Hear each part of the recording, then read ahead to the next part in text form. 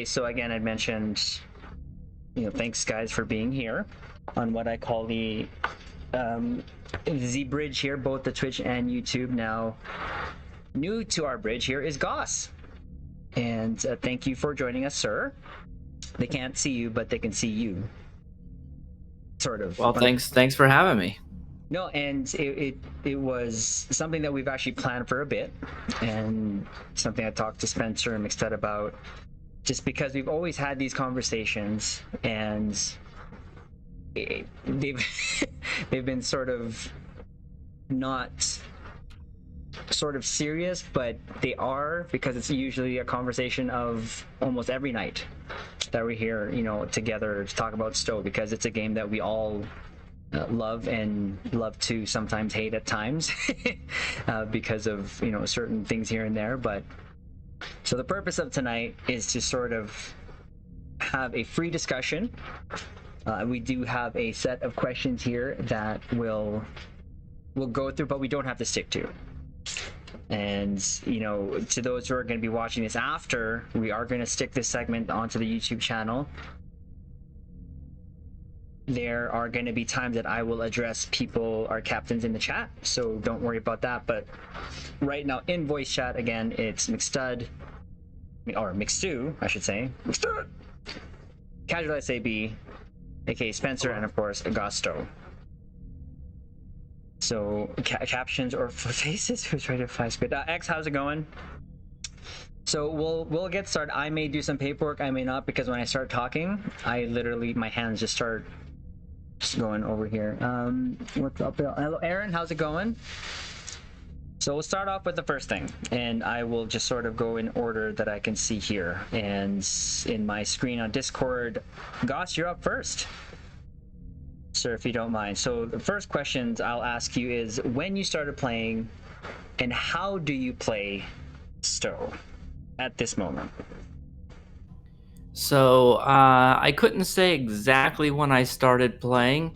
It was definitely when my son was young, so it would have been like 8 years ago. And I remember, I always remember Mists of Pandaria was the current WoW expansion, because I quit playing it to start playing Stowe.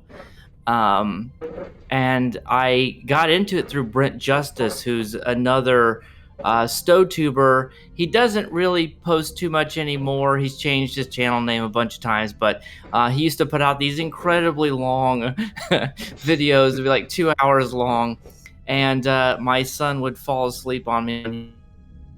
Is that happening to me too, or no? Maybe, and I just kind of... We're losing Gauss. Are we? Maybe let's kill the webcams. Maybe stuck on the couch with him, and it recommended his channel. The algorithm. All right, I dropped mine. Oh, sorry, Gauss, we lost you there for a sec. There, you were sounding like a robot for a good 10 seconds. I think the last big thing I heard was there from Brent you Justice. Was your kid would fall asleep on you and you'd watch Brent Justice.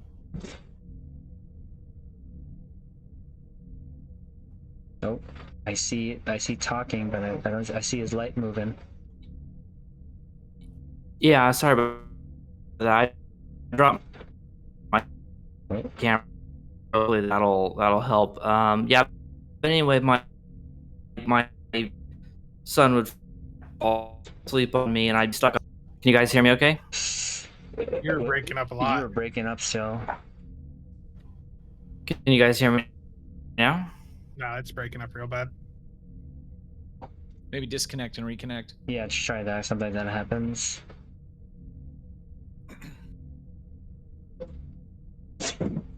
Spencer, what region are we? Beauty of live. Any better now? Oh.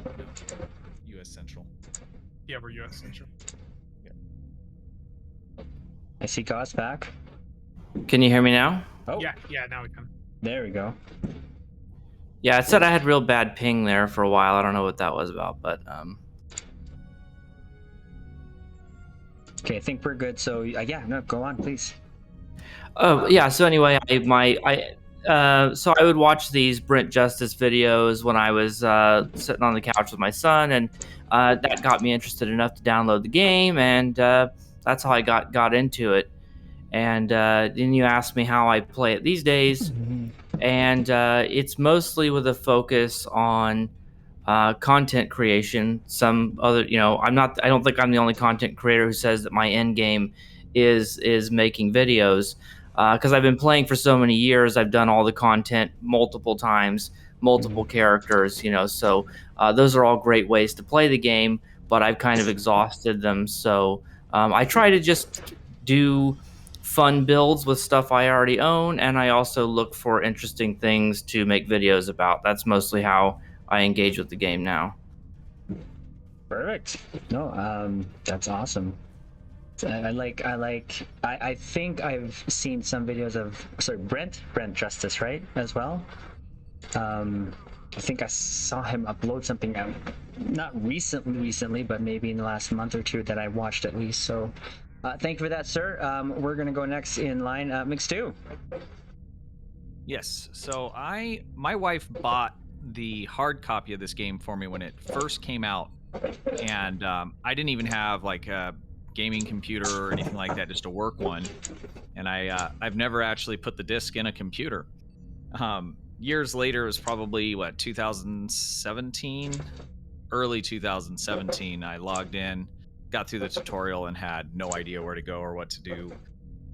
And so I stopped playing, tried it again like a month or so, 2 months later, and figured it out. I found YouTube, and that, there's people on there telling you what to do, and was able to figure it out and went in deep. I mean, hard deep, and played pretty, solid ever since. There's been some times where, maybe I don't log in for a day or so, but since then, it's pretty much every single day. Mainly, for me, the end game now is mostly, role playing with Spencer around Deep Space Nine, and not Hell really yeah, that. brother. I mean, mainly, and with Gauss saying that, I'm sitting here thinking to myself, I haven't wanted to admit that to myself, but that's mostly, well, I don't say mostly, it's probably about half of what I do when I log into the game is I'm looking for content, looking for things I can make videos about, trying to remember what things were difficult for me that are kind of like no-brainers now that I completely thought about, trying to find, ways to make how-to videos and things like that. And then I do a lot of the deeps chasing with, Spencer and the B team. And that's, and that's up and down, depending on if you got enough people together, things like that. My free to play, I enjoy still logging into that and kind of grinding through some stuff because, I enjoy trying to make something out of, I don't want to say nothing, but, I don't have any of the resources I have on my main account and things like that. So I get some enjoyment from that. But mainly these days it's either doing some group content or, doing stuff for videos and those kinds of things. Nice. And I remember when I first had some interaction with you, it was through a video. First thing you said to me was, join the Discord. And I think from there shortly after, we started sort of talking and connecting through Discord, through just me starting to stream a lot more, and of course just being in the Discord a lot more, voice chats with Spencer and all that stuff. So I will say that a lot of your videos has that in mind, that kind of caters to me, the casual player, right? Yes? Yeah. Like Spencer's like snow. But yeah, awesome. Well, Thank you for that. Spencer is the ultimate casual, so Yes. And it's in the that's- name. Definitely. Thank you for that, Mixed2. How about we go to the there you go, the Mr. Casual himself. I got into the game back around 2012, shortly after it went free to play. I was just really into Star Trek, and I liked the idea of a game where I could fly, ships and blow things up with, just flying around a ship around. Very quickly, I started to get into PvP back then, when PvP was really active, and that got me into, getting into the higher end of the game, and that carried on for quite a few years. PvP sort of died out for me, so I moved over to the DPS stuff. And that pretty much carried on for most of the last decade. A little bit of burnout here or there, but that's just what happens. The thing that keeps me going is playing the market. It's a very, very casual content to go through and play the market. DPS chasing is fun, but the lack of competition at a high level is what really kills that. And when you're only competing with just a handful of people, it's the fun slowly drains out of it. So right now, I'd say the thing that keeps me going with Stowe, other than just playing the market a little bit, some deeps runs here or there, is probably like what Gauss and Stu said. Doing the content. I know I've been slow with it recently, but there's lots of things that all of us have learned over the years, and being able to share that for people that are just getting into the game is always fun to do. So again, for those captains that don't know, I've known Spencer since 2016. I think that was when you had me on the podcast, the show. Yeah. And that is one of, I'll be 100% honest, and I've told Spencer this to his, through many conversations we've had. I kind of looked up to him, and just because of his wealth of knowledge and all that stuff, and I've heard of him here and there, and and I followed the show sort of leading up to me going on it, and I can't quite remember. I think it was an email or a message, or I can't remember how that happened. Do you remember how I got on the show? I really do not remember. Maybe Odin reached out to you, or Sarcasm. That might have been it, yeah. And that was sort of, for me, a real honor, because again, I followed all of them, especially the show. I wouldn't miss it, especially working late night at work there. My son was pretty young then, like 2 years old, so I'd always listen to the show, and they always were talking about builds, mechanics, and all the stuff that was Stowe currently. And throughout the years, it's funny, after that I've had like little to no interaction until I started streaming last year, and then all of a sudden we just started just hanging out in voice chats a lot more, and even him helping me with builds here and there. And Spencer is a huge wealth of knowledge, and for the longest time, and this is going to probably sting him for me to say it, he was #1 in the charts. I'm sorry. I'm sorry. Wow. You gotta admit though, you held that for a good long time. I say that because I know that kind of hurts him a little bit, just a little bit, but Nah, it's the person that beat me worked at it really hard. I respect what they accomplished. I just wish that their social skills were better, and they didn't immediately go out and crap all over their team, pretty much. But no, with Spencer, I've had many a nights where I've talked to him, and I would like to think forms a good friendship, because he is the one that I've known the longest, especially when it comes to sort of being on both platforms, and he's helped me a lot, along with McStud, along with even tips and tricks from Augie here and there. So thank you for that, Spencer. So I'm just gonna end it off with myself. So I've been playing since 2014, and a lot of captains know already how I got into Star Trek was TNG. The first ship I ever saw was the Galaxy. Just one of those stock views where just the front, just like this, kind of camera panning up and down. And I knew of Star Trek Online, but I was like, hey, it didn't, I don't know why, it just didn't, I didn't start it. And I think what just got me to is I was just surfing the net, and I saw a trailer, I think for one of the ships on YouTube or something, and I tried it, and ever since I've been hooked.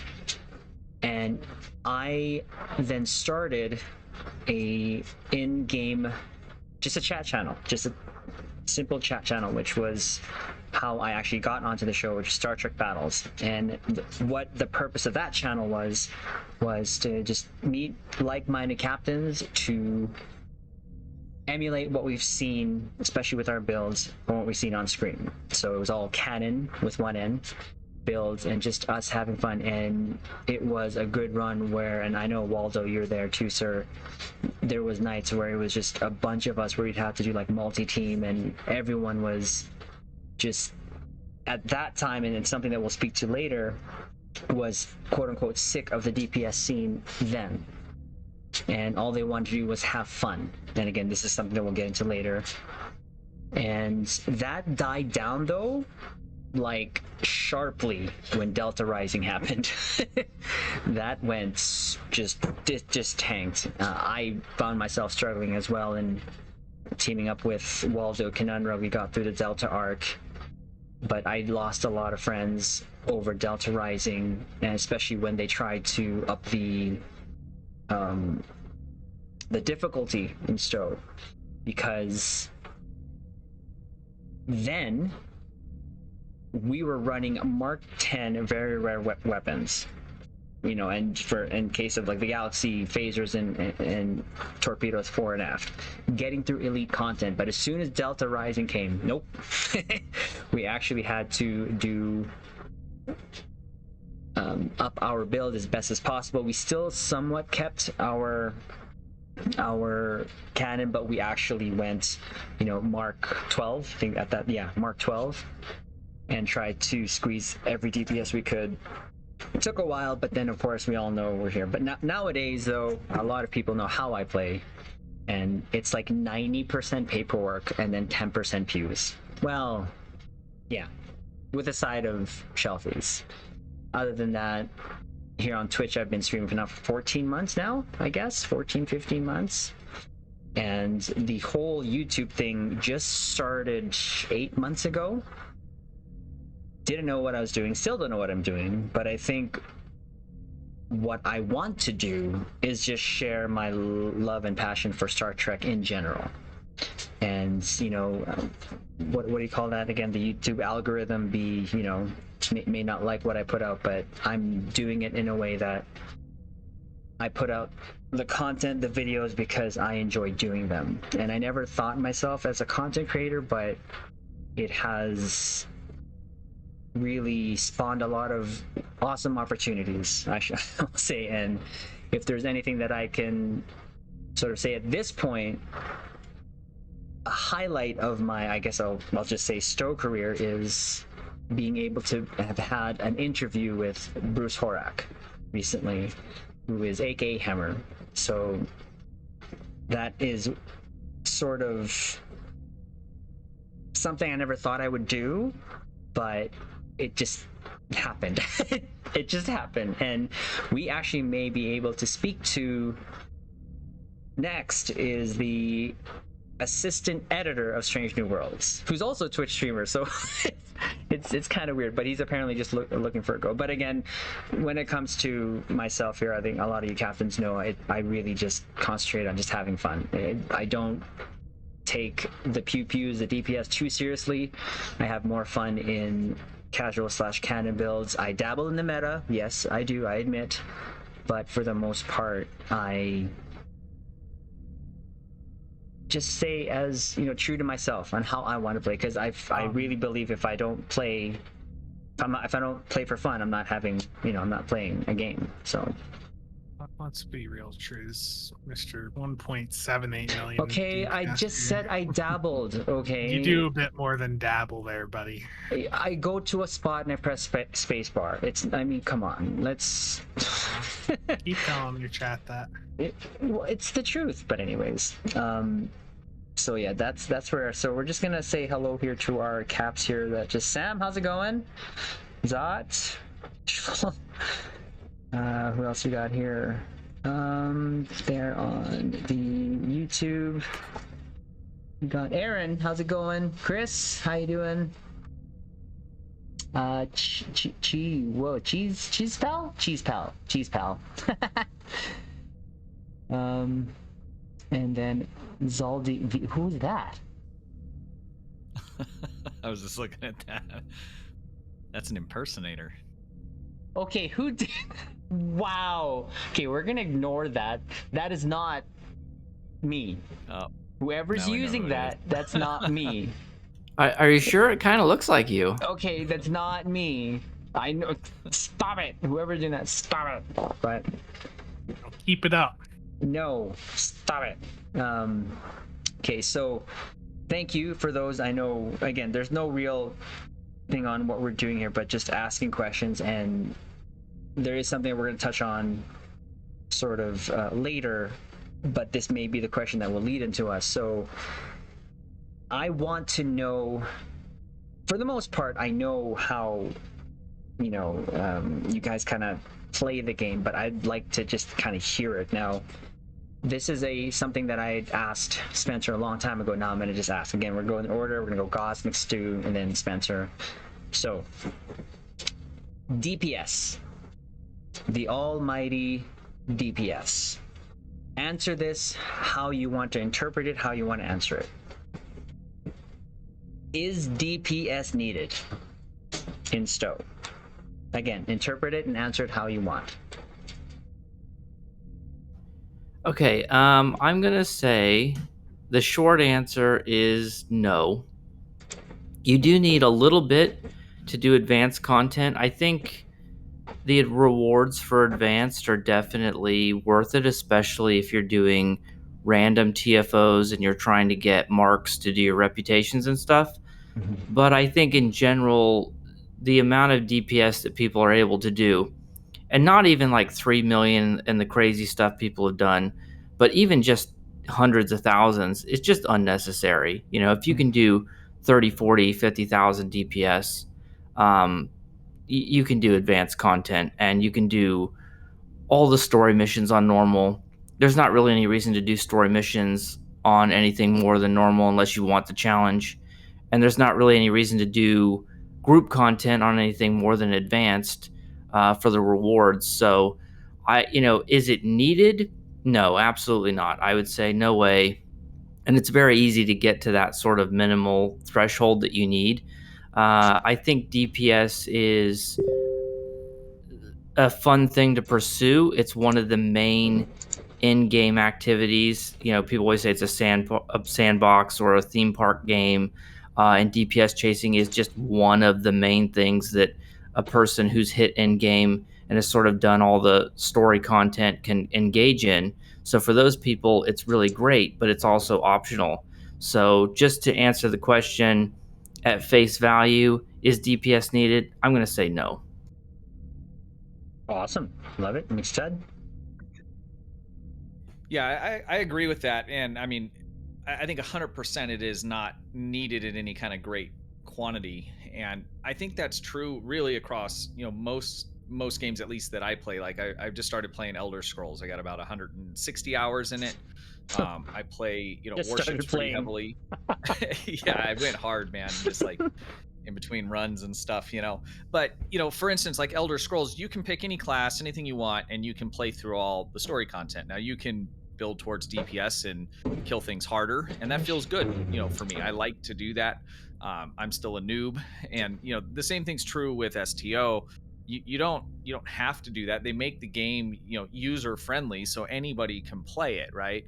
And like I said, that's pretty true across a lot of MMOs and a lot of games. And it really comes down to what do you like to do? So again, back to ESO, I'm immediately trying to look at, okay, what kind of builds and what kind of kit pieces and armor and things like that, because that's just what I want to kill things like fast and feel powerful in the game. That's my role play, right? I want to be the most powerful spaceship or the most powerful wizard or whatever it may be. So it's a personal preference, and I think the game's designed in a way to where you don't have to quote unquote chase the deeps or build any kind of crazy, even partial Command build codes in order to play through verified. the game, play through most of the TFOs. I think there is a certain kind of minimum threshold, especially once you go advanced or get a little bit even farther in the story.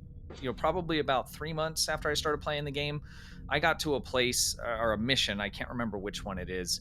I couldn't pass it. I just couldn't pass it. And it's because I had no understanding whatsoever about how to, build a ship. I had a little bit of Tetrion to strip the shields and a couple torpedoes, so I could hit it real hard, and some phasers so we get some subsystems down. It was a disaster. And, I didn't understand anything about, just basic shipbuilding and, and synergizing your build, all phasers or whatever it may be. There is that kind of minimum threshold to move through the game and have a good time, right? Be able to actually pass the content. But past that, there Deeps is a choice. It's something that you either like to do or you don't. And I think the game provides for both of those things, to a certain extent. Right. Perfect. Thank you, sir. Casual, Mr. Spencer. Well, I'm going to differ and say that I do think DPS is required, but not to the extent, that we push it. Everything in this game is designed around you killing the opponents, and there's a lot of content as you get into that advanced or elite where it is time gated, so you have X amount of time to kill those targets. I think getting up to 50k I think is a good number for advanced. 100 to 200k if you're doing elite, that's reasonable. But going further than that is definitely unnecessary. It definitely provides a way to play the game and gives you something to do in a game where there is no end game. There's no need to push into like the million DPS range, or like I said, the 3 million now. That doesn't do anything for you. You're never going to get a return on that level of investment for that type of build. A build that can do 200 to 300k is going to be fairly easy to attain if you spend the time to figure out how to pilot it. Not that big of a resource investment, and will allow you to easily clear most of the content. And I think the other benefit of building for DPS is when you are doing random content, you can carry the team through it. Because when you go into a pug environment, not everyone is going to be built up. There's a lot of people that hop into even advanced content or random advanced, and they don't have builds that are set up for normal content. So having a build that can reliably solo the map, essentially, I think is very beneficial to players that want to play the game long term. There you go. Right. That's exactly what I expected from a Mr. Spencer. He did not go to medical school for 6 years to be Mr. Casual. Yeah. No, and I mean that he did not go to medical school for 6 years. So no, you're right. And Aaron, thank you for that sub there to the YouTube bridge. I appreciate it. Thank you very much. Welcome. Captain on the bridge. So for me, DPS needed, I think, is both a yes and a no. And for reasons that you've already stated, all of you, is you need it to get through content, but you don't need uber of it to get through like the majority of the content. For myself, the DPS chasing has come and gone, and I would say when I first started, I was kind of forced into it. Because, I don't want to say forced into it, but I was just told, okay, and again, this is going to lead into another discussion later, but for the most part, they're saying, okay, you need to get, okay, what ship do you want from C-Store? Okay, get the fleet version, and then go get anti-proton fuel beam banks or whatever cannons and XYZ console. Start getting this, start grinding will help you to grind, because I think at that time, 2014, it was like fleet equipment. Essentially was all the what you needed. And so I did that, and I started to learn a lot. And like kind of to what McStud said earlier, before that I would sort of again emulate my ships to be, at least what I was doing is at least matching my phasers and having photons and quantums fore and aft, whatever. The consoles, that whole synergize, I didn't understand until I was being helped.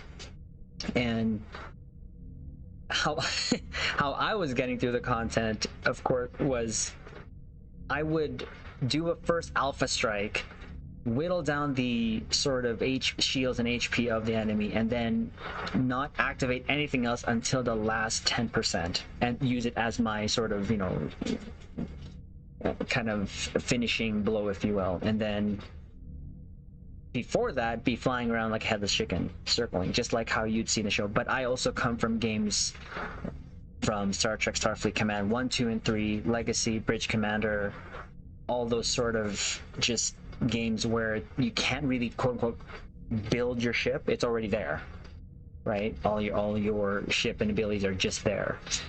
The DPS for me though has been, and what I have sort of learned and understand, it is just part of a made up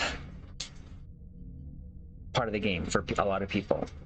I don't mean to say that bad. It's not a bad thing, but it's not meant to. Trust me, it's not. But I say that because there's a lot of aspects in Star Trek Online, that you can do that is not necessarily in the manual here saying that you have to do. Right? A lot of people spend time on bios, making alts, DPS chasing, you know, playing with their costumes, with the ship tailor, all that stuff. And for me, the DPS has always been secondary, and that any decision I make to get, let's say, a ship, of course, just like what Spencer was saying, and what got him into Star Trek was all the ships and the pew-pews. That is the first and foremost for me, is the ship just got to look nice. I don't care what it does in terms of performance. I'll just make it work, because the content that I do, anyone that's been with us here on the bridge, it's literally just advanced. Yeah, we'll do a lead here and there, but that's not, because there are a lot of us who just want to just play casually. So that's kind of my answer. I know it's kind of a long-winded answer, but I'm not sure if you Caps wanted to add anything to that. Well, I will say, you know, never make a video where you say something bad about the Da Vinci, because I've gotten so many negative messages over that. Are you serious?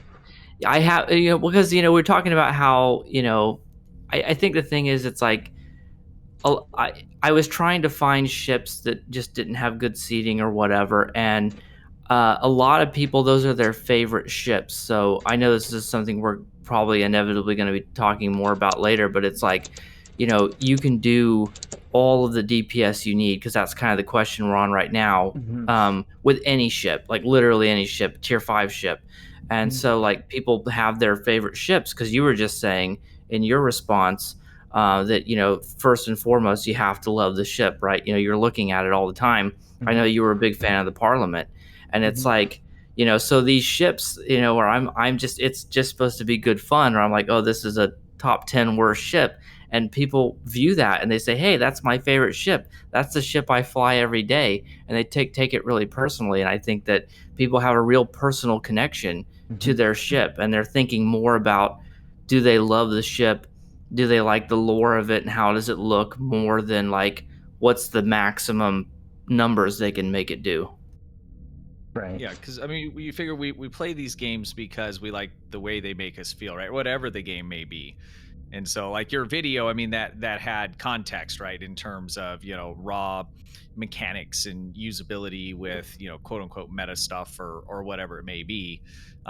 You know, so when people are playing this game or any other game, you know, they're doing it to make them happy, whatever the reason is. And with this game especially, I mean, because they do such a good job with the ships, the ship models, you know, the space combat and things like that, people are very attached to their ship, and for reasons that would be really outside of, I don't want to say the scope of, like, you know, because I understand it, but outside of why I might like a particular ship and the bridge layout and stuff, you know, that's not as important. What I was going to add for DPS chasing is, I think something a lot of the player base gets mixed up with DPS chasing is they consider it such a broad topic, to the point where it's basically any improvements to your build is your DPS chasing. Right now, I think that's a big issue a lot of people have with being negative towards it. But Well, and I think what sorry, Gauss go was ahead. saying about like the love of the ships and stuff, I think that even goes as far as particular abilities in consoles, especially things that do like the antimatter spread. Just for instance, being that was seen on the show, and you can equip that and you can use it. And I think there's other consoles and abilities that are in that same vein that I know I've had discussions with people, and they want to do a little bit more damage, but then really at the end of the day they do, but they really don't. They want to just play the game, have fun, and they want to keep some of these abilities and things that they could replace to do more damage, but they like using, which is totally Yeah. fine. So I think that it's not even just the ship in some cases. It's also the way that they play the game, what they equip to the ship, what they can make it do, reminds them of that show or being in that place or whatever it may be. So I think it's even deeper than just the ship itself. I mean, we haven't even gotten to character creation and things like that yet, right? So, and those are all good things, and I generally talk about really basic mechanics and stuff like that, and I try and make a point to do whatever you want to. At the end of the day, have fun, but here's some bare minimum stuff to kind of get through it. Um, and I really don't see anybody in the community really beating up people or anything negative in terms of how people want to play the game, at least not from content creators, that is. Right. I mean, so this might just go in, just kind of expand on. So the whole fly what you want, right, and or build what you want, as long as you're getting through the game how you want to play, right? So usually what we get asked, and I think it's from anyone who's streaming or from videos that they're making, is what is the best X, right? And that could be best ship, best console, blah blah blah. But that don't matter necessarily because we don't know how they really play the game, if that makes sense. For me, we can say, oh yeah, no, the best ship to get is the elephant, the tooth. That's what you need right now. That's but then you come to realize that the person asking, all they really do is log on, do the event, whatever they need to do, and just log off. But they're asking because they're curious, right? They may want to have better performance, and it's such a general question. So I guess for me, when someone asks me what's the best X, I will just say, well, how do you play the game? Are you DPS chasing? Are you doing this? Because if you're just doing normal to advanced, you can do anything really, as long as you synergize your build. I will kind of leave that there then to sort of, because I've seen people, this is my build, they've shown me, I'm like, I'm pretty sure that can still do good under normal. You start getting to advanced elite, it might get a little rough, right? Because usually on the high end part, you're finding like all universal consoles. But when you see a build that has the neutronium, the EPS transfer, right? That's what they're building for, is not necessarily the DPS chasing, if that makes sense, right? They're building for what they probably saw on the show or whatever. So for me, that negativity though comes, and I've seen it still pretty recently, where people will get, oh, that ship is crap, that console's crap, that trade is crap, that blah blah blah's crap, and then it kind of, for me, we're here saying go fly what you want, do what you want, as long as you're getting through the content you play. But then I start hearing some of these content, well, you shouldn't be doing that. What? Why not? Stowe is such an easy game. You don't need, and we just said it, you don't need the Uber DPS to get to the bare minimum of normal to advanced content.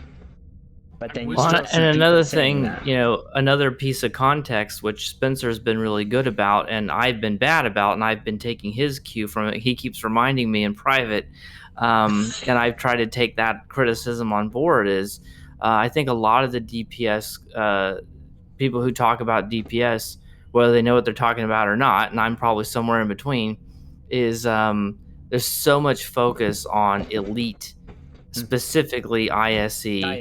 And it's like not everything that's good for ISE is good for the content that 90% of people are playing. And it's like, I had people say, I did that video and I said, well, anything with the lieutenant commander better can't be the worst ship in the game, just because of all these great lieutenant commander and up command powers.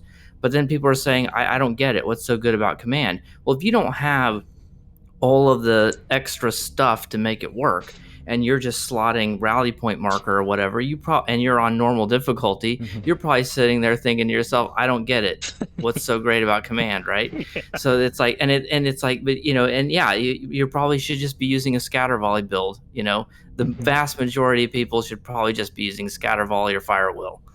Yes. Beam Very overload. much. No. Scatter volley. Everyone on scatter volley, and Well, assuming your ship can do it, right? Because a lot of ships can't use dual cannons. So we were talking about Playing the way you want. you don't need the highest end ships or whatever a little bit ago to do any of the content, and that just reminds me, every time I hear that, I think of MB doing 1,000,000 DPS in an infected advanced with a Malon battle cruiser. To be fair, though, how much money and gear did he have on that ship, would you say? Ultimate whale mode. See? that's Kraken mode at that point. Kraken mode, yeah. Well, MB's actually, from what I understand, MB's actually quite a bit of a free-to-play player. It's just that he's had other people give him everything that he possibly ever needs. Well, I can tell you the point that kind of killed it for me, and we were talking earlier, and I don't want to derail things too much, but it's sort of like if a new thing comes out, even if it's on a premium ship, like a gambling ship, and it's like the new hotness for DPS, well, that's just one more thing you have to get, and it's sort of like like the MCU people complain, like if you haven't watched all of them, you're going to be behind. If you've been keeping up and you have like all the stuff, and one new thing comes out, and sort of like, well, I can get one more thing, right? Yeah. But then I think no one really cared about the immolating phaser lance until Universal Designs came out, and then it was sort of like, well, now you have to have both, right? And it's not like there aren't other ways to trigger it, but like that's the only good way to trigger it. And I think it was sort of like, now I have to get 2 premium things, and it's just sort of like, it's too much. And I think that's kind of, looking back on it, that was the point where I kind of stopped trying to keep up, because it's just sort of like, it's too much. Yeah, the cost for like a high-end torque boat right now, you're looking at $1,000 for the build. For like a Uber min-max, you want to compete at the top of the infected table, and that's just for the DPS build. We're not even touching the supporting team, which already, that also requires super specialized builds, and those support builds at this point probably on their own cost a couple $100. That'll probably cost you more than your DPS build, because you're doing like 3 of them, aren't you? Plus your DPS build. Well, per person. Yeah, so I mean, you would have to have a couple if you're in a team with a rotation. And STO's kind of a weird thing, right? Because you have, I mean, it's really pay to do that super high end or grind your life away, right? So there you can do it that other way, and then it also has the dill exchange, and you can play and do good for free. Yeah, I have a free to play account. It does over 1,000,000 DPS in a supported run. I can play through all the content. I've worked on it pretty hard for about 2.5 years. It's just it's interesting compared to other games where it spans from one extreme kind of to the other, and it's kind of weird, because when you look at, again, ESO or SOTOR, there's not one thing that you can purchase with real money that's going to help you do anything more in the game other than look pretty or maybe move around the map faster on a mount or something like that. STO, if you want to build a halfway decent ship, it's either gonna cost you time, either in grinding or just time in the game playing through the events and stuff, because over the recent last 3 years now, you've been able to get 2 C-store ships or a lockbox ship, so that makes it a lot nicer, I think. But somebody just coming into the game, they're hooked, they play through hard, they figure out the mechanics, and they want to start building up, doing more damage and doing whatever it is that they like to do. That's going to cost them money if they're unwilling to put in long periods of time. I just think it's interesting that on one hand you can refine dill get Zen, play 100% free without spending IRL money. But on the other hand, to really access the the elite high end, or or just fly the prettiest ship that you want, if it's a lockbox ship, it's outrageously expensive. There's really two big extremes there. Yeah, I've been on both sides of that. Like the first several years that I played were fairly free to play. Last year, I was, a bit older now. I had a bit more money to throw at the game. So last year was the first year where I would say I whaled in a bit. But it's, if you want to grind this game out, yeah, it is. You're going to be grinding a lot. Like the amount of time to get your character set up to do all the grinding and all that, the investment that requires buying the character slots, it's a lot of work on its own doing that. Well, my Right. biggest complaint about the grind, if you want to do the whole grind dill to Zen thing, which that's a whole rabbit hole that I'm not trying to open for everyone right now. But let's just say that you wanted to do that free to play. My biggest issue with that is not the payout or like the amount you earn per hour or whatever. It's the fact that the moment to moment gameplay, and this is kind of a thing for me just in general, that I realize that I don't want to do paperwork in games anymore. Like I stopped doing endeavors, I stopped doing all that stuff, and it's like if I'm not enjoying the moment to moment gameplay, I'm not doing it anymore. And in other games the grind is fun. Like you're still having fun while you're doing the grinding. But the dill grind, there's no way to grind dill in this game that isn't boring. And I think that and part of that adds to the value, right? Because if it's boring, other people don't want to do it, so it increases the value of it. But the exchange is maxed out right now anyway. But yeah, I think like there should be a way to grind the game. Like there's a content problem, and that's another can of worms I don't want to open. But it's like if there's going to be like an endless grind or like grinding for free to play, the grind should be fun. And I think the rep grind is fun if you're grinding reps for or marks to get your reputations up. But once you get to tier 6, you don't really need the marks too much anymore. So that kind of ends. And I kind of feel like other than endeavors, which can be random and not fun, like go kill 60 Gorn. I don't know who wants to do that. Like there should be a way to do an endless grind where you're actually having fun doing it. Well, and I think. So go ahead, Mr. Go ahead, Mr. You've said this a few times. The end game is what you make it, right? And the reason for that is because once you've played the game as much as we have, to Gauss's point, there's not a lot to do that's fun unless you make it up yourself. You create DPS teams, or you role play, or you set up your ship and do group content together. You have to create that yourself, because once you get to that end game, you've had multiple characters from different factions, you've played through all the story missions, the amount of content that's coming out, there's so little of it there, that you have to create that end game for yourself. And I think that's one of the problems, kind of, at least for long-term players. I think that's probably always been a problem, and frankly I think it probably always will be. That most people will play through the game, a lot of times they'll go in hard, they'll go up to the top, and then they might just take breaks, come back for the content, or they just get an urge and say, you know what, I want to get back into my starship, and they fall in love all over again. But you do find a lot of players that kind of hit that point where, okay, I don't have a lot else to do, I don't want to just log in and click.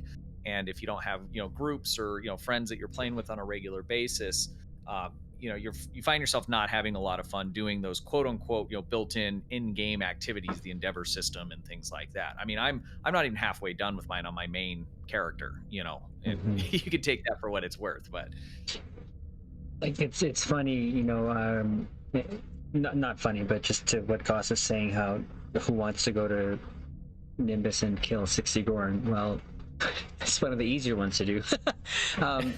So for me, and again, it goes to how you play the game, right? It's very subjective, right? Again, I think one thing will come out of this, it's subjective, but to us who has that sort of long time invested in, so something that Gauss was saying about, for us who've been playing long, we may already have everything that we need to DPS, and then there's that one more thing that comes out that could improve it by X amount, right?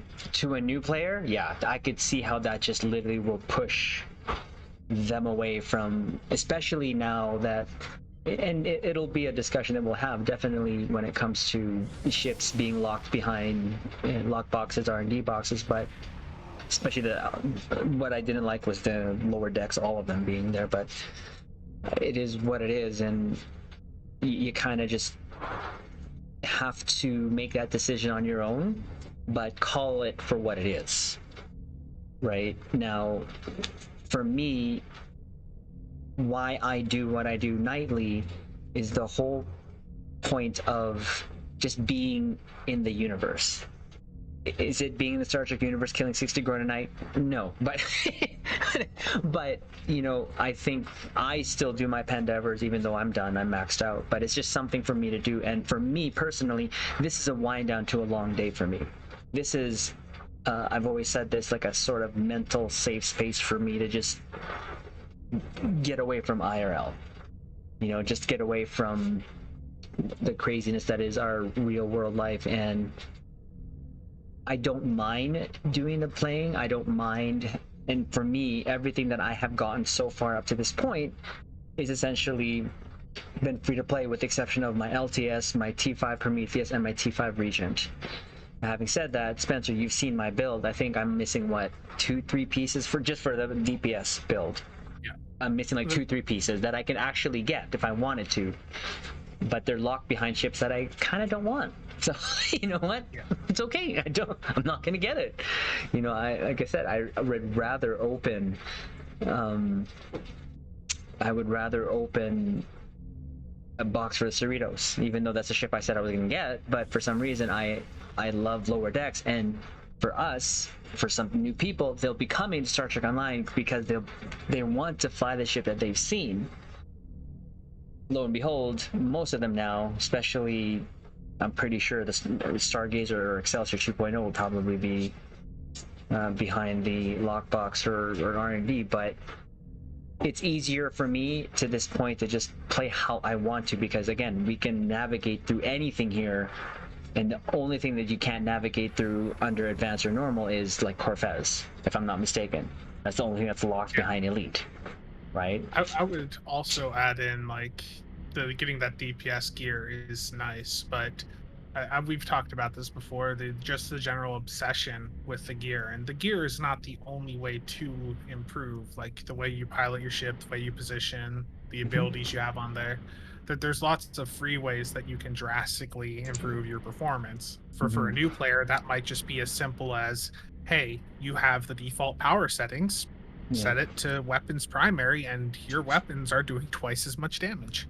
Well, and just reputations in general. Like it's one of the things I always try to say is like, please, for the love of God, do your reputations. You know, please, my God, please. And you know, for anyone that comes into the stream and they ask, you know, how should I play?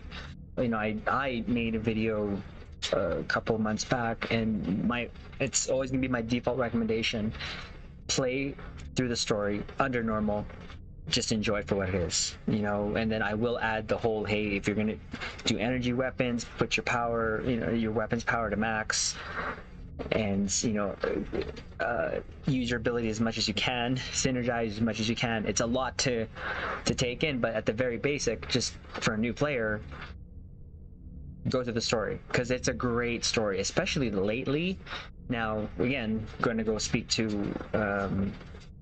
what I think was Gauss that said it, that the content, that's as of late, it's been really like after the Iconian War, the content in this game has just been literally featured episodes after a quarterly with voice actors. Victory and Live. Yeah, was a good one. Yes, amazing. you're right, that was amazing. You're right, sorry. But mostly that was like the longest arc that we've had since then, if I'm not mistaken. And then anything else on top of quote unquote content has just been ships, right? we did get a few like TFOs and stuff, but I mean, it also doesn't help that the Klingon stuff took over a year and wasn't really well received by the player base, I think, in general. I enjoyed it. I just thought the one thing that for me that I took away sort of negatively from it was, well, the 11th anniversary bundle In a year of a Klingon, why in God's green earth would you stick 2 Federation ships there? You did not give us the legendary Negvar, nor a legendary Bortbort, the Bortiscu. Like, I thought that was just like the biggest miss I'm in so the shocked world. by that. I can't believe we haven't seen a legendary Bortiscu. That seems Right? like low-hanging fruit, you know? Well, especially in the year of Klingon. Like, it was what? Well, and just from my point of view, like just as someone who like, you know, is playing the game, you know, if you're doing this story content, especially like the Delta stuff, like, you know, you it's a ship that shows up, right? Like it's a story ship too. Like, you know, you want to have these ships, right? Yeah. And that sucks because, and I'll go back to what I said, the lower deck ships, the Parliament, Cerritos, and the Cheval. At the very least, I thought it was a missed opportunity personally. I've said this on stream a million times. I think it was a missed opportunity with the revamped Fed tutorial for them not to give us a tier 5 ship like they did with the tier 5 bug ship for the Gamma Recruit. I will say though that having the Borg turn into skeletons in the revamped tutorial probably made up for any other fault there. I like the revamped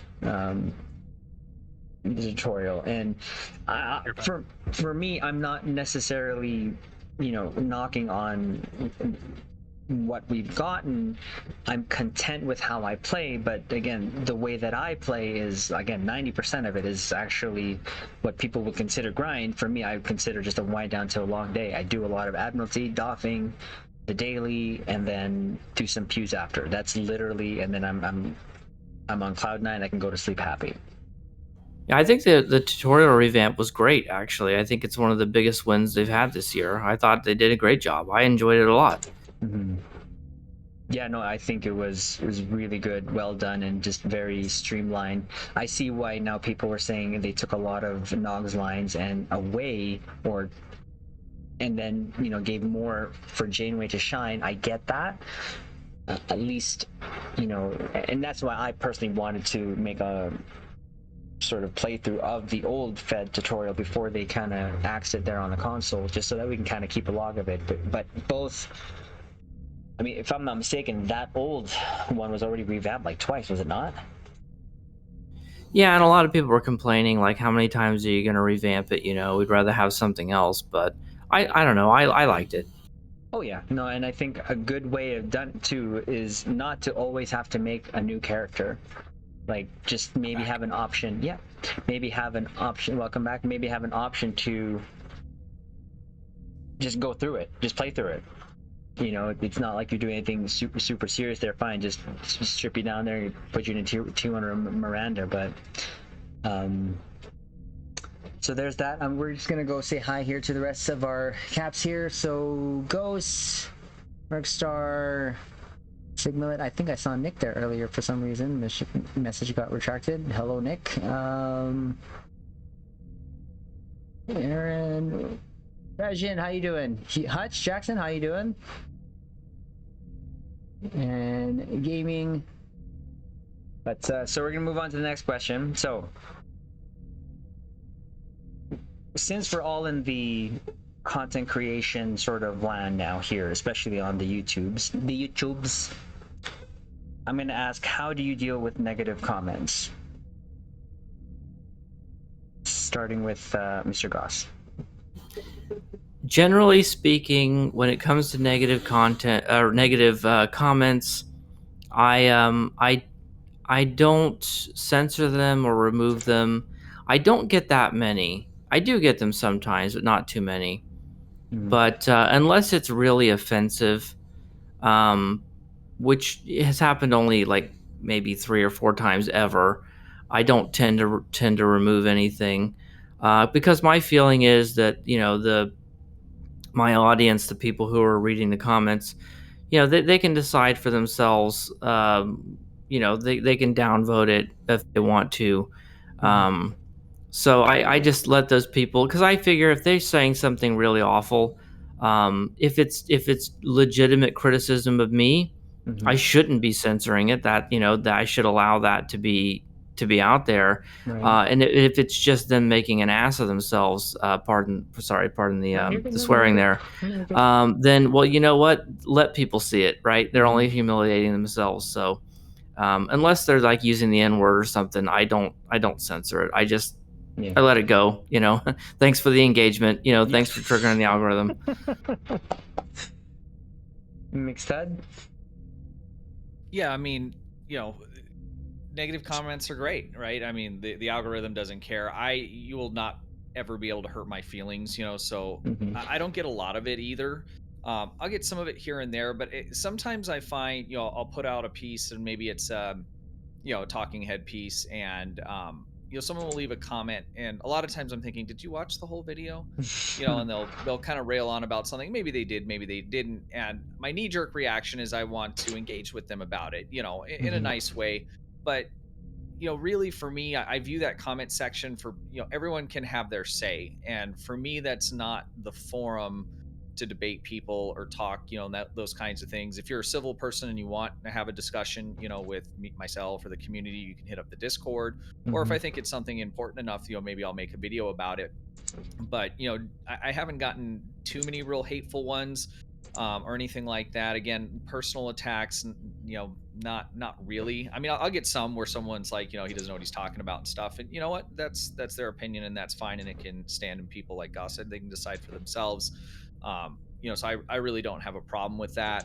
I've had a couple, you know, people that maybe you could say it was somewhat incendiary. I just generally find that not reacting, especially if you get hard trolls coming in, not reacting to them is the best way to handle that, because you know, people that come in doing that kind of thing, and I went on a rant about this the other day on my stream, or the week before last. You know, these people post this stuff on the internet, especially the ones that come in and say real nasty stuff. They're doing that not because they don't want anybody to see it, right? You know, they want to do that. They want to get a reaction. They want you to go on about it and talk about it and all those kinds of things. And by not doing that, you're taking away all the power. They don't have any power.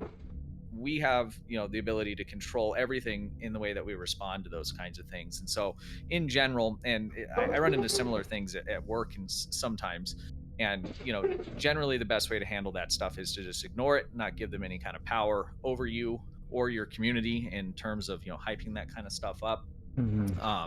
But you know, so if it's egregious, you know, as Goss said, N-word, things like that, I mean, a lot of that stuff gets censored right away anyways. If it's something that's real bad or someone's attacking somebody else, I don't really like that either, where I see, you know, someone has a comment and someone's like, oh, you're stupid, you know, for saying whatever, you know, those kinds of things, I'll either say something to them or I'll remove it. But I don't get tons of it. You know, it's not a big problem, luckily. And I think a lot of that is too in the way that you handle it when it does start to kind of pop up, because people that engage in that kind of stuff a lot, they like it, right? It wasn't like a one-time thing for them. They enjoy doing that kind of thing, and so they'll get bored again and come back. Oh yeah, that guy, he responded to me. I'm gonna go hit him up again. You know, so I think that's the best way to handle, you know, that kind of thing, as long as it's not, you know, something that, you know, needs to be censored because it's offensive, you know, just on its face. Or the other thing that I'm not into is if, you know, that someone's attacking somebody else in some sort of personal way or whatever. You can disagree with what they're saying, but when people start attacking each other, that's a problem. But again, it has not been a huge issue for me. Mr. Spencer? I haven't had to deal with anyone like attacking each other or anything. I'd probably just remove those comments if that popped up. But Stu gave me the idea, you know, if someone's popping in there and they're just being a complete idiot, just part their comment. And you know, there have been a few cases where I've even pinned it. Like I had on the video where I talked about how are people doing 2 million DPS. I had someone come in and they're saying that like I don't know how to DPS and all this, and they're talking about how they did like 2 million damage in a PvP match. They clearly don't understand what the hell I'm talking about. So I just pinned it, hearted it, and was like, okay, you're gonna be an idiot. Well, now to be everyone fair, can you are still playing on a tactical. I mean, they probably have a point there. They probably did that with an engineer and a Polaron. They actually Exactly. Yeah. Exactly. It was they said with an engineer, I think too. So I think they're onto something there. I think. yeah. You know, every engineer player I know that doesn't move over to attack eventually gets burnt out and quits. It's weird. It's really weird. I wonder why that happens for engineer players. Yeah, no, for negative comments that I've seen in the last 8 months, I've actually shown both McStud and Spencer, and not to say that I don't know how to deal with it. It was more for me. I'd rather engage him to see if I can win him over. And there was that one that I think I started to, because any stove video that I've done,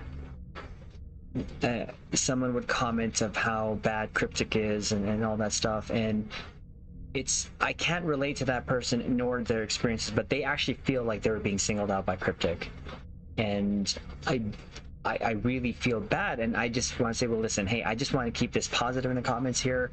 I'm sorry that you feel that way, but for me, I've said to, this is a place for me to just, my mental safe space, blah, blah, blah. And over time, they've kind of changed in terms of their tone, and I appreciate that, and been actually engaging more positively.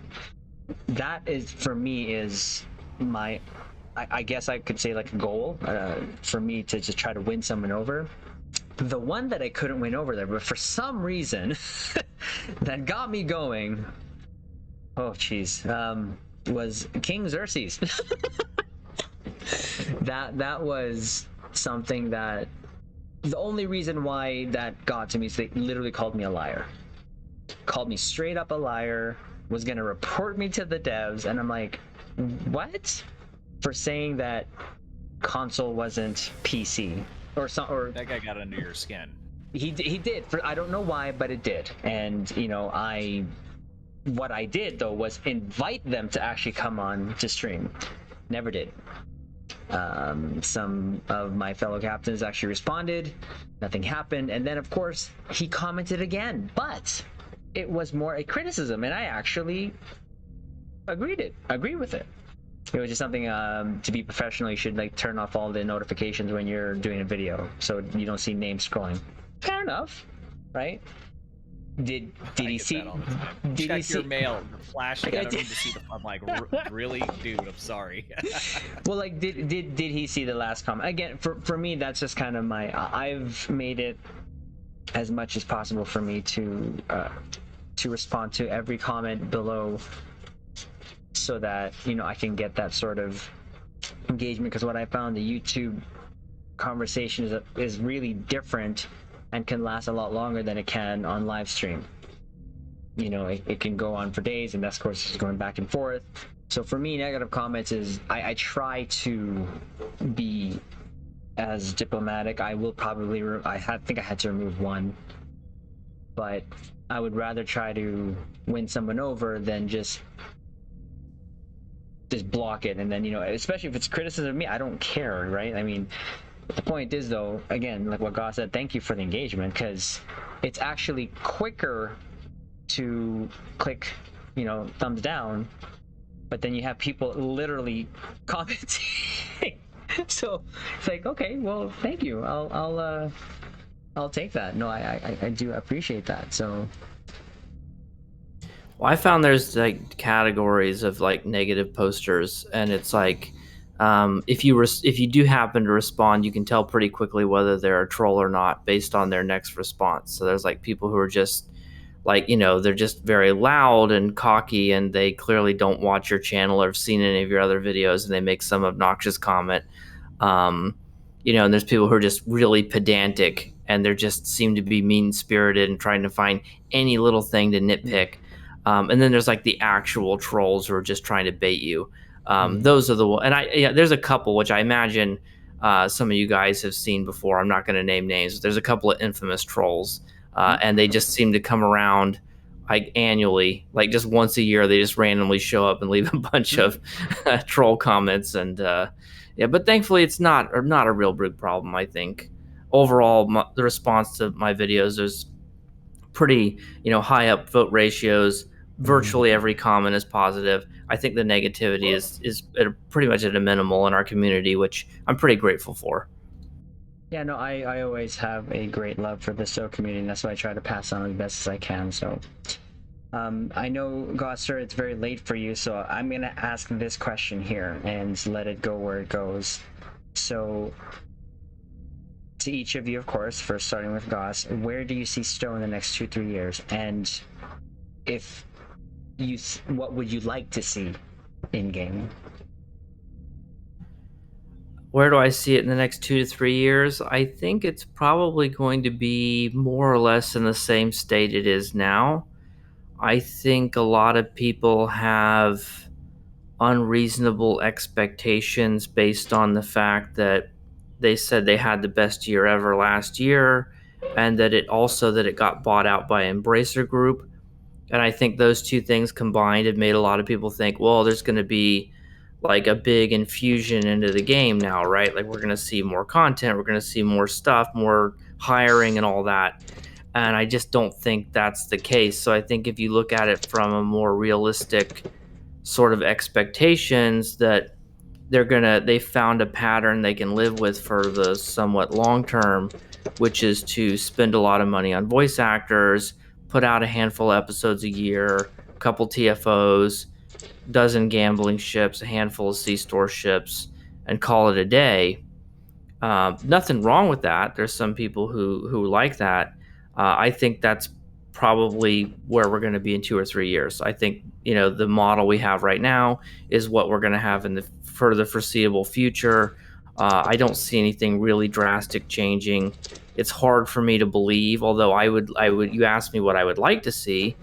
Yeah, I would like to see more than that, but I just doesn't seem realistic to me that is actually going to happen. And I think you'll be happier in the long run if you have lower expectations, because then at least they'll be met. You know what I mean? Mm-hmm. And for sort of anything that you are kind of really wanting, like anything from. Well, just in particular, like just some random stuff that other people might not say. I'd love to see some ground patrols. I like Okay. patrols because they're short and they're single player and all that. It's not quite the same investment as a TFO. And I think ground patrols would be a great addition to the game. Maybe some way to earn Zen without the Dilex. That's never going to happen. But I would just love the conversation about the Dilex to go away. I'm tired of hearing about it. I'd love to see them move away from gambling, and even if they want to charge high prices, like let's say because Mud's Market, they're putting these premium ships in there, but they're always older ships. I'd love to see them start to put new ships in Mud's Market, and even if they want to charge $200 for it or whatever, that's still a lot of money. But it's the gambling that bothers me. So I'd like to see them move away from the gambling. They can still charge a lot of money if they want to, but just get rid of the loot boxes. What else would I like to see? Obviously, there's stuff that's pie in the sky. Like, obviously, I'd love to see the Foundry come back, but that's probably not going to happen. And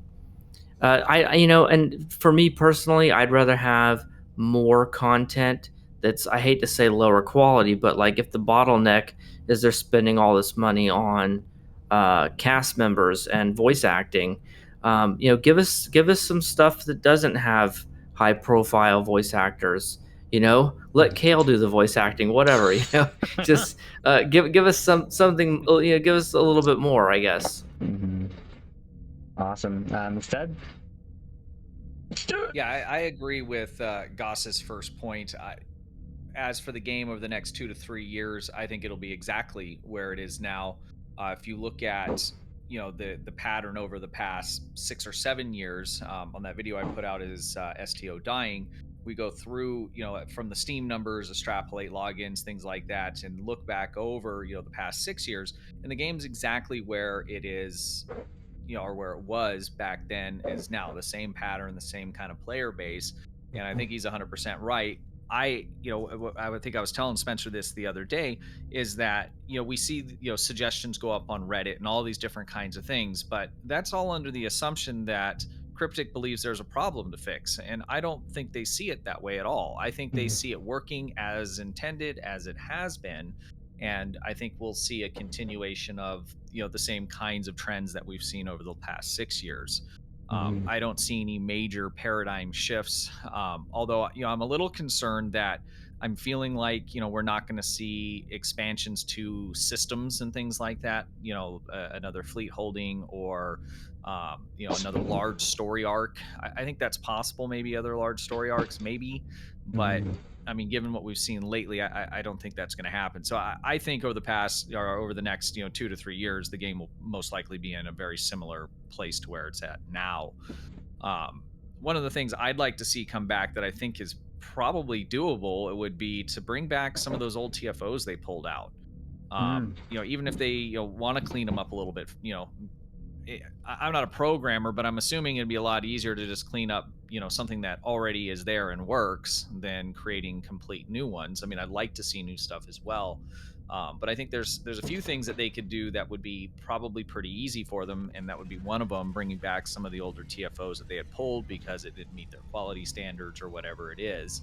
I'd also really like to see, as new missions and story content comes out, to start spending a little bit more time again on putting good gear pieces in with it, set pieces. Even if they drop 2 episodes and there's one piece, and later the next year or later on in the year there's another piece of it. I especially as a new player, and even now, I really had enjoyed being able to play through the content and be able to get those rewards for things that were useful. But I mean, if I'm being honest, I haven't played the last 4 episodes that have come out, not one time, because I looked at what the rewards were and stuff, and I just didn't want to play, because I want a reward for doing it that I feel like is going to be potentially at least valuable to me. And looking through some of that stuff, it just doesn't stack up to what we got in, say, History is Life. I keep saying that. Victory is Life. And the Iconian arc. I mean, there was whole space sets and all kinds of stuff like that. It would be really nice to see them just kind of add back in some of those mission drops that are useful, especially at the mid-tier level. That stuff is awesome. That's what I would really like to see the most. Incentivize me. Because I don't care. I don't care about the voice actors. I mean, I love Janeway. I love all the characters, and I don't mind them being in there. But I would rather see that be put into putting more time into putting free gear that you can earn and get in the game, and things like that, or even more story content. If it's a trade-off between those two, I would definitely take that trade. Right. Mr. Spencer? I agree with both Gauss and Stu. Like, people very much have this idea, like you guys were saying, that Embracer buying Stowe is going to change things. Them having the most successful year ever, people think it's going to be, they think that means that there's going to be more changes in the future. But why would Cryptic do that? They know that they made a huge amount of money last year, barely doing anything with the game.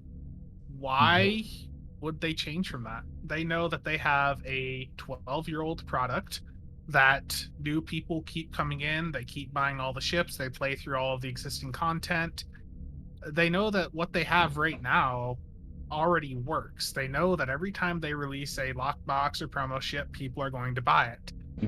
They know that everything right now will keep them running for a very long time. So they don't seem to have any motivation to work on new systems, new mechanics. That's something that frustrates me quite a bit, because that's the type of the game, or the part of the game that I like.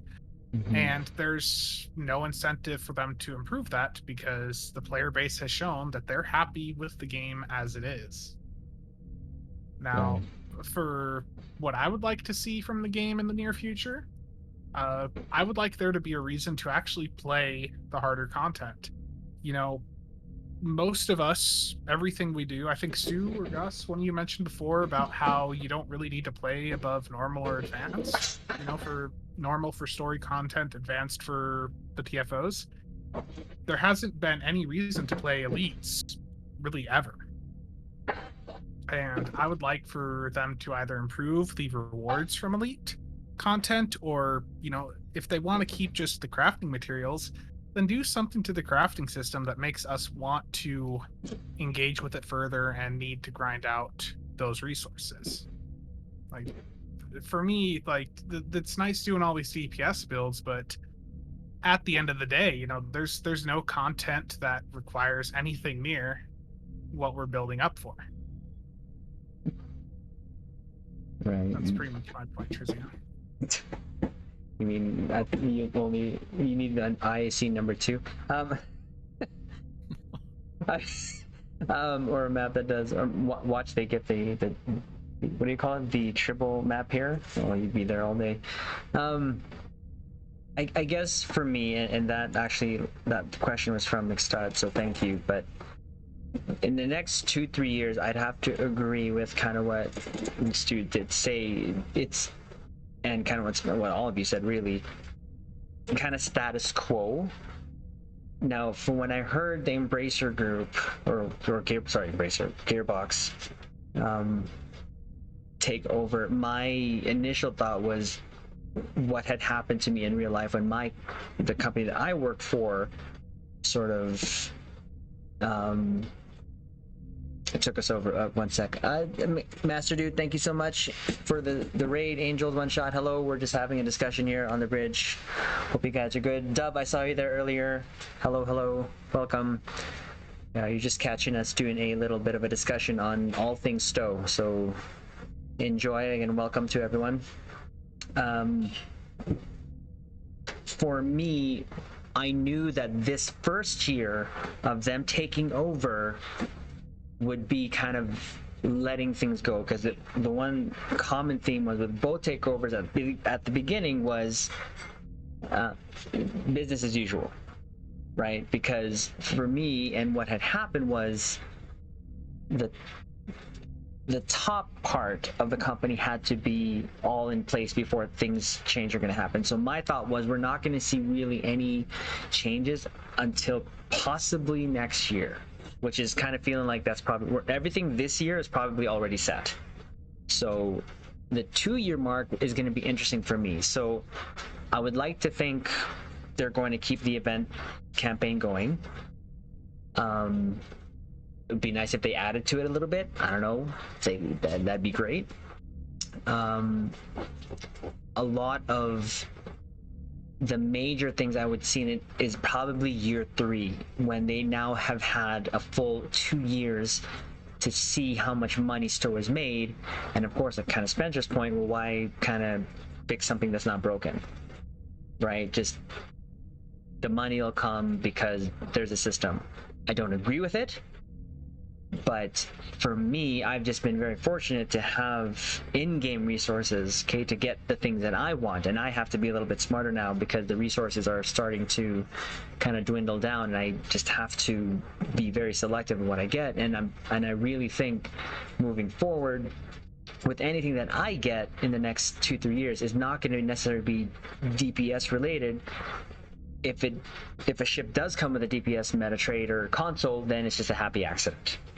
You know, and I would like to see more emphasis on fixing things. I just went recently through something which is kind of weird, which my Ox cannons I re-engineered and epicked all out, literally went to damage 4 crit DM as soon as I put them on, and checked them out later, they reverted back to the actual default mods. So I've never heard of that, but you know, just stuff like that, loadout bugs, still having that, you know, but for me it's easy enough to work through. But I've actually people have actually told me they've stopped playing because they cannot handle the bugs. Now I'm not sure how that's going to look like on their end when it comes to sort of fixing the bugs, because more bodies doesn't necessarily equate to more fixes, because they have to train them in this old spaghetti code that I've been told is what Stowe is, because it's 12 years old. This game is old. So next 2-3 years, I'd like to try to see if they can find a balance where, because it goes off to what one Jeremy said, which we all understood, and he said the quiet part out loud. You know, one, they almost cater to people who pay, you know, that pay their bills, right? And the thing he said previous to that on a previous stream last year is, if he's working on a bug or problem in Stowe, he's not working on a ship that makes him money. And what is it about? Well, it's making money, right? Anything that they've put out ships-wise, it's not really needed. It's just a want. Having said that, what I would like to see in that aspect is, sure, you know what, put these ships behind your lockboxes, put these ships behind your R&D box, but why not give us the option of just a regular tier 6 ship or just regular tier 5 ship? I don't care. Some people just want the skin, and I think it's just, you know, kind of money being left on the table for people to just be able to get the ship that they want. Because yeah, some people, I said, I just want the skin, I don't want this, I don't want that, I just want the bloody ship because I saw it on screen. You know, for me that would be great, because if that was the option, man, I wouldn't have opened the Cerritos. I would have just gotten a tier 5 version of it and really be happy with just a tier 5 version, because this game is not that difficult in terms of how I play the game. Because of course you can always just go normal advanced. You know, the other thing is, I love having the voice actors. It's great, it's awesome, but you can tell that takes a lot of where the money goes.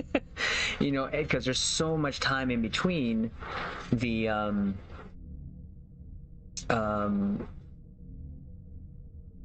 story arcs, that it's like, what, almost quarterly it feels like we're getting stories and missions. And I don't know, I feel that some balance between everything, where they can make money, have the game be healthy, so that you're retaining your players that have played this a long time, you're not pushing anyone away, but you're also making money. What that looks like, I have no idea, but that's kind of what I would like to see. And hopefully, you know, everything that we've seen now on screen, especially Strange New Worlds, comes to Stowe somehow, because I would love to have their costumes at least here in game. But that's just kind of me. I do hope that Stowe is sort of taken care of as well, to the point where it's a huge opportunity to keep it going, to make money, but also to preserve. Really, what other Star Trek game is there that is close to this? MMO. There's none, right? So there's others. You have your Are other you Star Trek games, suggesting that Star Trek Timelines is not as good as Stowe? What's that? It's a really awful mobile game. Funny enough, Gauss, I actually did play that for a long time, and then I forgot my password and I just didn't log in. I was able to. I could not log get in. through 30 minutes. I made it to 30 minutes, and I was like, I can't do it. It's too bad. It's awful. I don't know. Maybe it was okay for me, but Have you guys ever tried Star Trek Continuum, the mod for Homeworld? no. If you like real-time strategy, it is amazing. The graphics are amazing. There's voice actors in it. It is, check it out. Especially if you like Command and Conquer. Imagine Command and Conquer in space, in a spherical environment that is massive, and then it's all Star Trek themed, all of it. It's it's really, really good. You can multiplayer in it and stuff like that as well.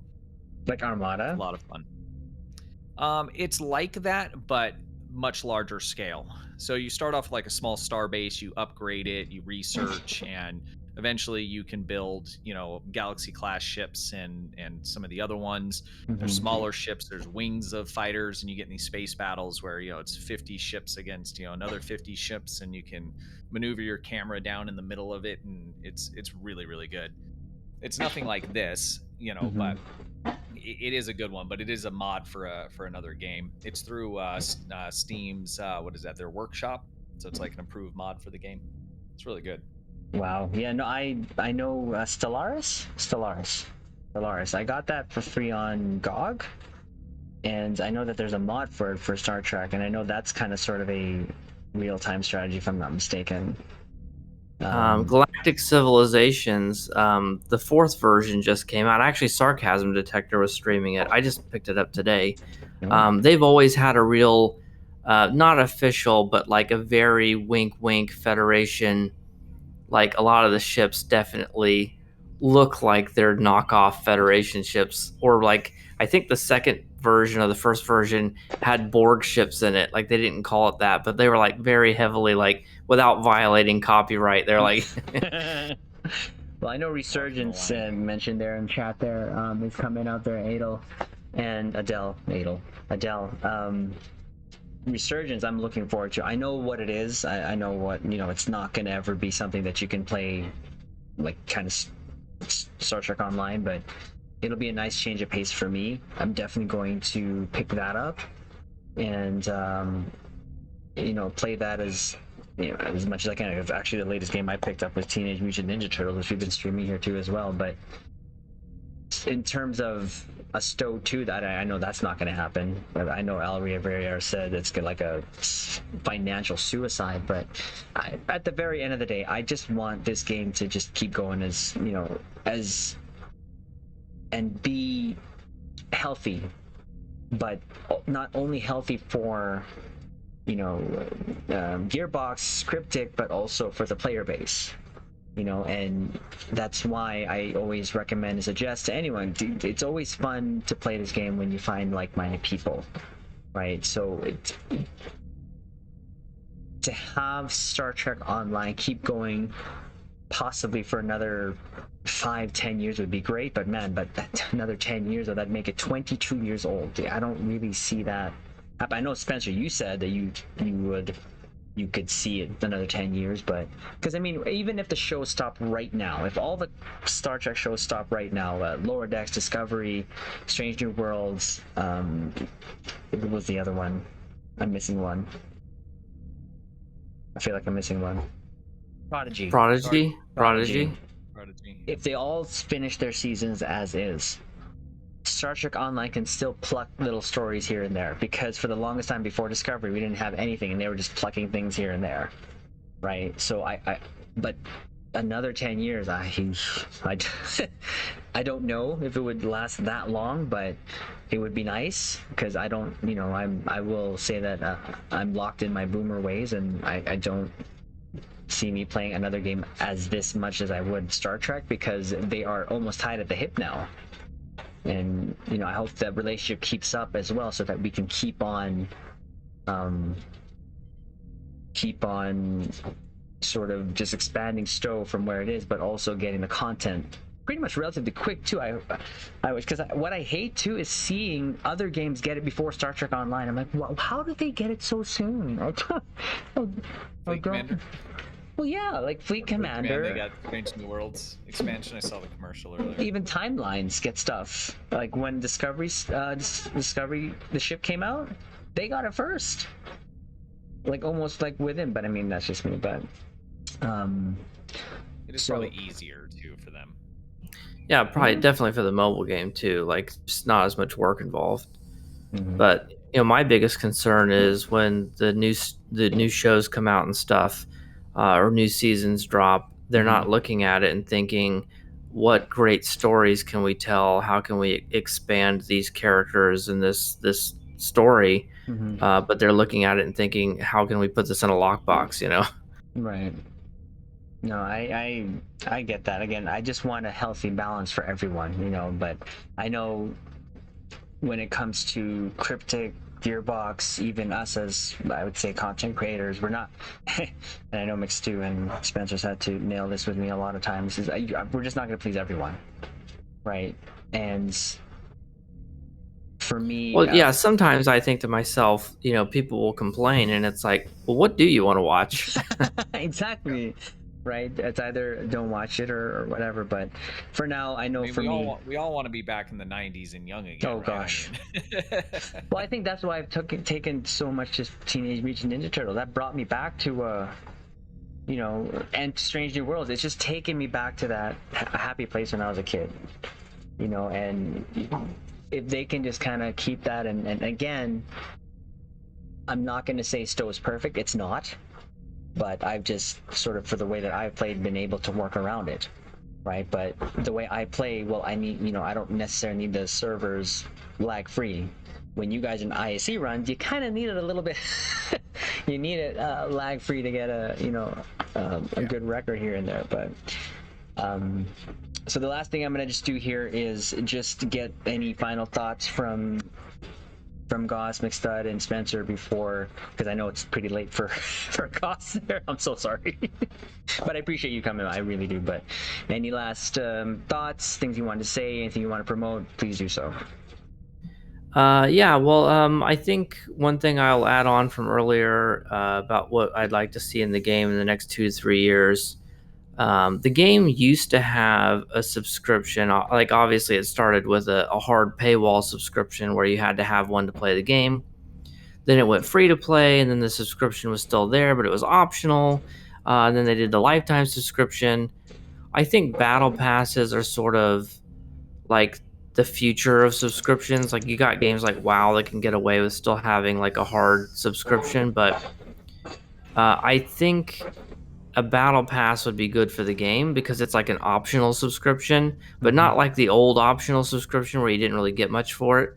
Like, you have to give out good rewards, right? Like, you have to give out something good for the battle pass to make it seem like you're really getting value for your money. I want to see them like, and I also want to see shorter events. Like, the events are too long. Like, one thing that mobile games do really well, because I used to play like Duel Links and stuff, because I also like card games, is that when you play a mobile game, the events are really short. They're like 2 or 3 days long.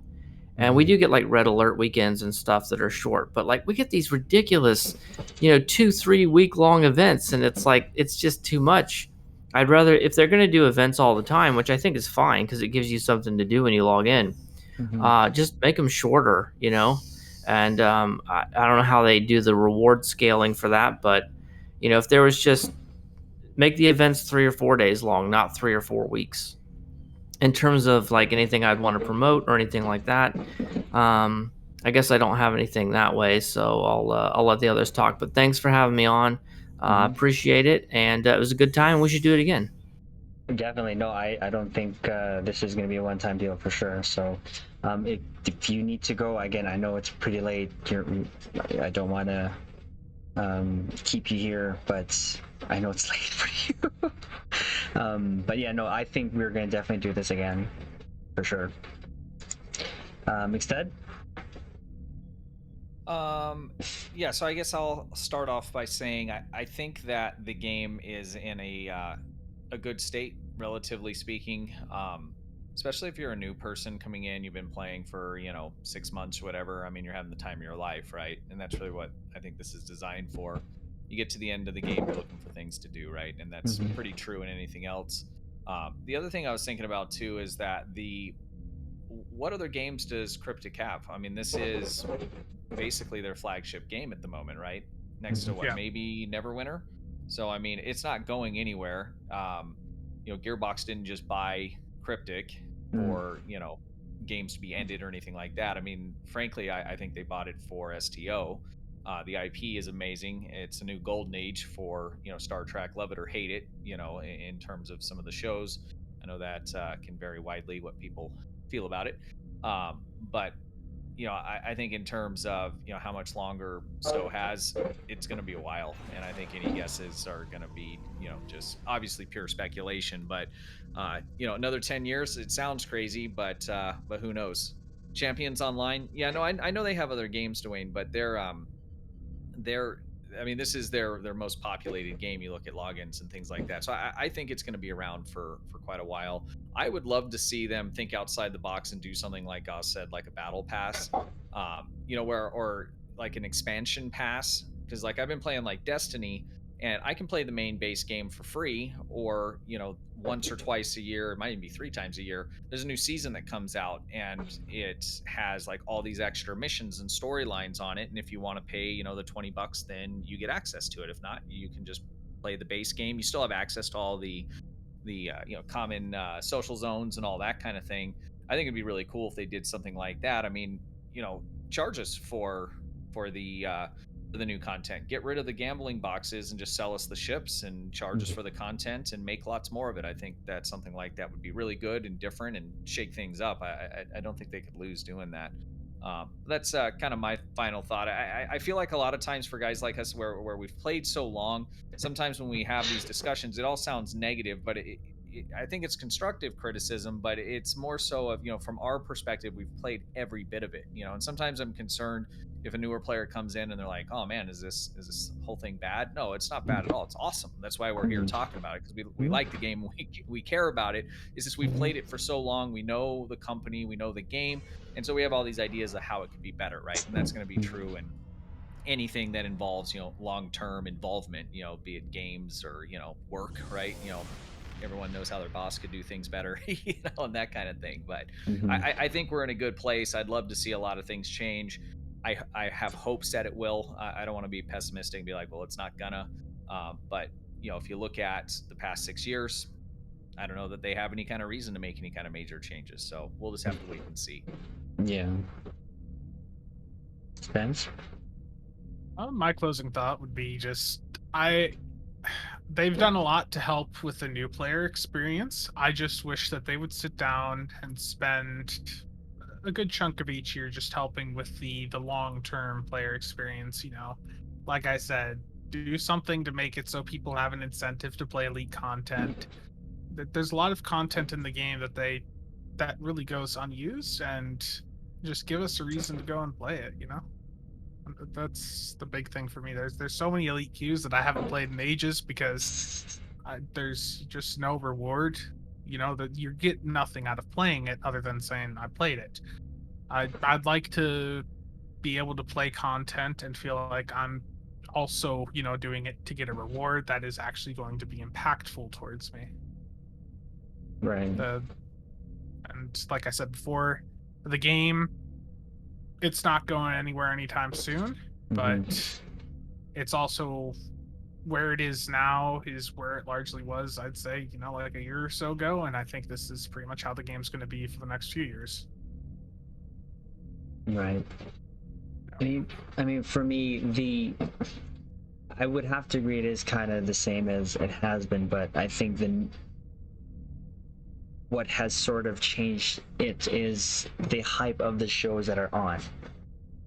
Love or hate whatever's going on right now, it's Trek, and it has leaked into Stowe and helped Stowe. I really think that personally for me,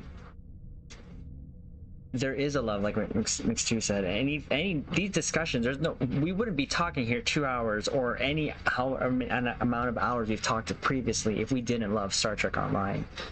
And the love that we have for this game is, it differs obviously from captain to captain, but I'd love to see it, keep being healthy, but the balance of it is just, I would really want at the very least, maybe Cryptic to listen to us players a little bit more. And just have. I don't mind that battle pass. I think that sounds cool. That's, you want new content. That's kind of here. Can you give us $10? Sure. Why not? I think I'm locked in here for a good while. We've all invested not only resources in real life sometimes, but also just a lot of time in this game, and this is something that we want to see keep going, because who knows what's going to come down the pipe in terms of Star Trek, because this is part of Star Trek, and this is one of the reasons why I absolutely love Star Trek Online. And I always say this in the videos, that it's a great time personally, from my point of view, to be a new Star Trek Online player, because when I started a PS4 account, and I'm doing fine there, really, and I'll have a promo ship, and by the end of probably next year, I guess, because the way that we're only on we've only done one event campaign on console. Here we're on our third one, but yeah, it's the Borg Resurgence. That's the only, so maybe pair up us a little bit more with PCs, so that the PC, the console players aren't waiting as long. So I'd like to see that, but apparently there's a different process when it comes to QA. Q or whatever, QA and all that stuff. But again, Can I say one last thing? Of course, yes, please. Oh, I'm sorry. No, go ahead. I just wanted to reiterate what Gauss said about the duration of the events. Mhm. If we could have, like, if I could wave my wand in anything, it would be that. It's bad. It's so bad, especially if you have a free-to-play account. I have to do some TFOs over the course of 20 days 40 times, and I won't play them again until they make me on the next one. It is extreme. Sorry, I didn't mean to. No. I think that's actually a good point, because I'm doing the same thing. you're doing it on PC. I'm just doing it on PC and console. Yeah, I'm, sort of just going back and forth. Now, again, there is a lot to take in when it comes to Cryptic changing things, but I think if they can make it even more player friendly. But if I'm not mistaken, I've been told that Star Trek Online is pretty player friendly in terms of and generous. We don't necessarily need, again, everything that comes out, right? That is the new hotness, really. So I guess, again, when it comes to this, captains, we're going to do our very best to always be positive on our end, personally, because this is, for me, a mental safe space and has given me a great opportunity to meet a lot of captains here, especially the ones that I'm here in voice chat, because really, Master Dude, of course you would. And I hope that this game does have a lot longer life in it, and that they just find the good balance. But captains, we're gonna call it there, and I again would like to first and foremost thank you to the captains that are here with me in voice chat, who are Gauss, McStud, and Spencer. I really am appreciative of your time. This is not the last time we'll do this, I think. We'll find something else to talk about, and we'll do this again, because I had a blast, and I hope you guys did too as well.